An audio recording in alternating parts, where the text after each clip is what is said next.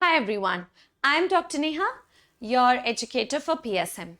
So today, this is the second episode of our PSM based pointers or PSM table series. Like last time, we looked at absolute and relative contraindications of intrauterine devices. Today, another very common topic asked is the absolute and relative contraindications of hormonal contraceptives. So the topic for today is contraindications of OCPs. These are very common PSM questions in almost all the entrance examinations and also in the university examinations. So let us see. The first one that we are writing over here is absolute contraindications, guys. So if you look at absolute contraindications, the first one for absolute contraindication where an oral contraceptive pill should not be prescribed, guys, is cancer of breasts and genitals. Okay, so if there's cancer of breasts and genitalia, then hormonal contraceptive pills should not be prescribed. Okay, so that is again one of the important points that you must remember. Next is liver diseases. In liver diseases, oral contraceptive pills are not prescribed. Previous or present history of thromboembolism. It's not just the present history, but also previous history of thromboembolism is an absolute contraindication. Cardiac abnormalities. So look at the similarities. Thromboembolism, cardiac abnormalities, all right, hyperlipidemia. Okay, all these you can study together. Okay, previous, remember it's previous or present history of thromboembolism, cardiac abnormalities, as well as congenital hyperlipidemia. Then if somebody is having abnormal or undiagnosed abnormal uterine bleeding, uterus se bleeding hai, we do not know the source of it, it's either undiagnosed or abnormal, all right, so that is also an absolute contraindications. So these are the most important ones: cancer of breasts and genitals, liver disease, previous or present history of thromboembolism, read it together along with cardiac abnormalities, congenital hyperlipidemia, and undiagnosed abnormal uterine bleeding.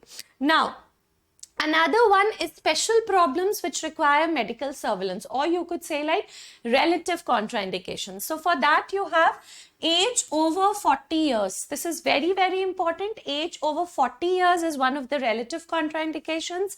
Smoking and age over 35 years. If you are a smoker and your age is over 35 years. Mild hypertension. Okay, again, look at some heart ailments. Mild hypertension. पीछे आपने क्या देखा था? Liver disease. Here you have renal disease. Epilepsy and migraine. Read it together.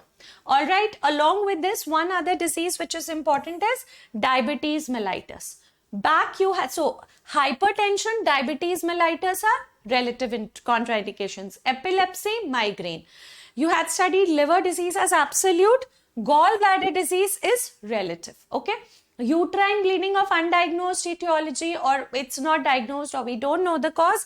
Here it is history of, one second. Yes, here it is history of infrequent bleeding or amenorrhea. If there is history of amenorrhea or infrequent bleeding, then also it is not given.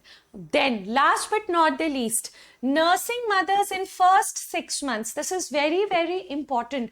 In a nursing mother in first 6 months, or oral contraceptives are relatively contraindicated because they interfere with the milk production. So how can you remember? Just look at this first one. You can just compare it. Okay, absolute में cancer. All right, cancer of breast and genitals, liver disease अगर absolute है, gallbladder disease relative है. Previous or present history of thromboembolism, cardiac abnormalities, hyperlipidemia. Relative is your diabetes mellitus, mild to moderate hypertension.